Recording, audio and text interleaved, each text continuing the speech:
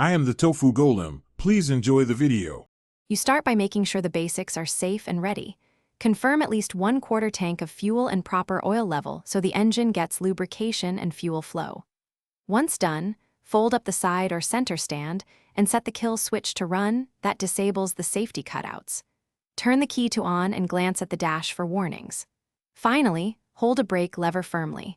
Most scooters prevent starting unless a brake is applied, so this ensures the starter will engage safely. You now crank the engine. Press the electric start while keeping a brake engaged, or use the kick lever if the battery is low. If the model uses a choke for a cold start, apply it briefly to enrich the mixture. If it's fuel injected, skip the choke and expect immediate response.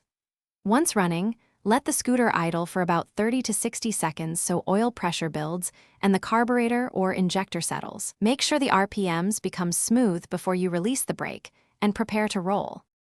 You're ready to move. Release the brake slowly and apply a gentle twist of the throttle so the scooter accelerates without jerking. Keep your weight centered over the footboard for stability. Use both front and rear brakes for modulation and avoid high revs until the engine reaches normal temperature.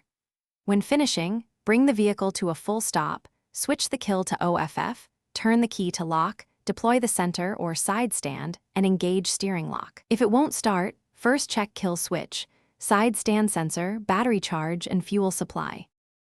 Thanks for watching. Consider subscribing if we helped you today.